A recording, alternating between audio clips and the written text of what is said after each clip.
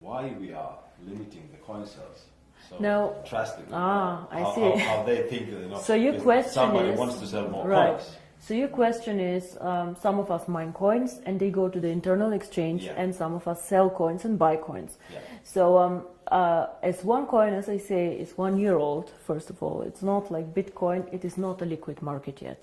So it means that there might be a day where we have a huge demand for coin sales or huge demand for coin buying. And this is why we as a company always say buying and selling the coin should never be a reason why you join. The coin actually needs to be used. So we need to have some time, and I say always it's 3 to 5 years until we really manage to have a usability and a liquid market where you can do unlimited sales and buying actually on the market. Until then, Kari, if you do not have limits, for example, what can happen is that one person with a huge sales order or huge buy order can distort the price a lot. And this is what happens to Bitcoin often. I don't know if you see all this going up, down in a very, very big amount. And this is called volatility, and we do not want to have a very big volatility for our coin. People do not understand how it can be that Bitcoin today is worth $500 and tomorrow only 400 within a day.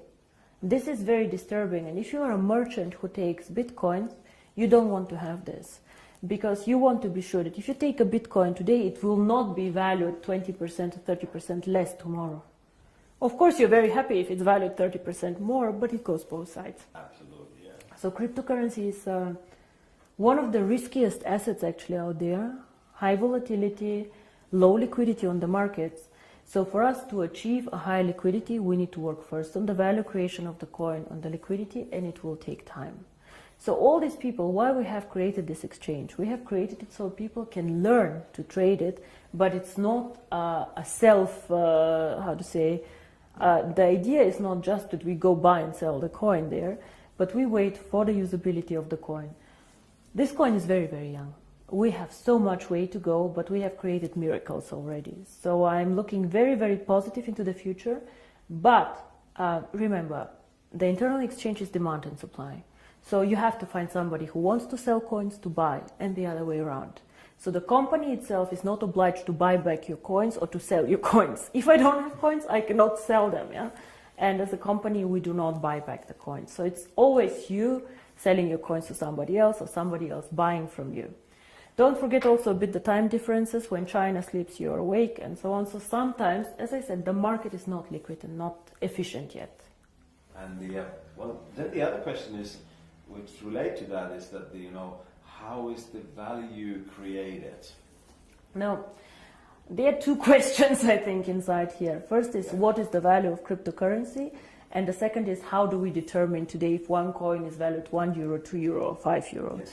So we have a concept which is called mining difficulty. And there are calculators out there on the internet for Bitcoin. Everybody can Google them. You just Google Bitcoin mining difficulty calculator and you see how this is calculated. It's a very, very simple thing. You calculate, one is electricity costs for the mining, and the second is computer power. So to mine a coin, you need obviously a computer to do some calculations and electricity to get the computer running. So depending on these two things, the mining difficulty grows or goes down. It goes both ways. It can go up, it can go down. The more miner join, however, the more people who want to mine, the higher the mining difficulty goes. Because more of them are in the pools.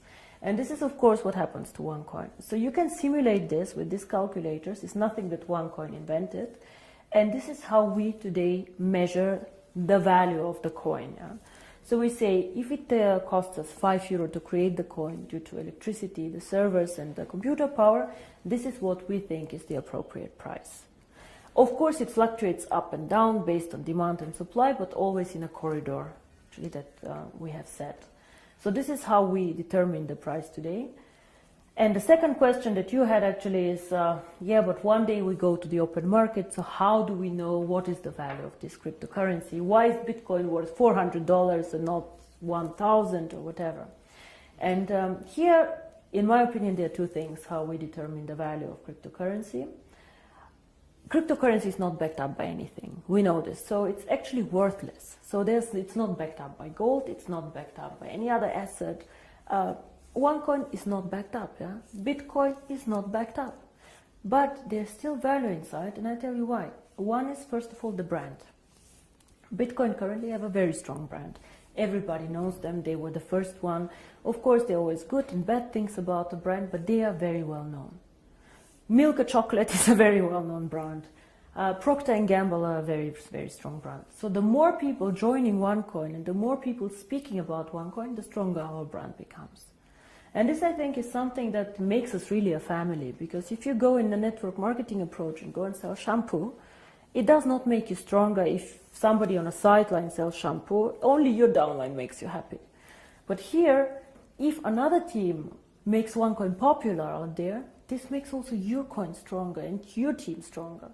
And this is something very, very special about OneCoin, I think. And so the brand. And we have currently about 2 million paid members. In the database, we have over 10 million people who know about OneCoin. So we for sure have more users than Bitcoin, for sure. We are different, we are in a different system, but there are 2 million people who tomorrow could start using the coin if we want to. And this is great. So this is one part of the value, but most people use Bitcoin currently as value storage, like gold. I put it in the safe and I keep it there, which is okay, but a bit of a dangerous concept. Everything that goes up can also go down, and you're not special. You know, and if you're not special, why use OneCoin? Why not use 2Coin, 3Coin, dark coin, who knows? So we are probably one of, or probably the only company who focuses so much on usability of cryptocurrency. Why cryptocurrency? How can it change the world? And our two slogans are the future of payments or join the financial revolution. We believe that actually cryptocurrency can be a vehicle for money transfers. So for example, as you do Western Union transfers, you can use cryptocurrency to do a transfer. Fast, borderless payments. And there's a huge demand for this. 2 billion of people have no bank account. 2 billion. Of course, we cannot capture all of them. But again, if we capture only 10 million or 100 million people, it's a network. It grows so fast. We see what happened. You know, December 2014, I was sitting at my desk and I had a bet with Per Carlson, who is not here anymore, if we will manage to have 10,000 people. And we did a huge celebration with 10,000 people. Today we have 2 million after 12 months.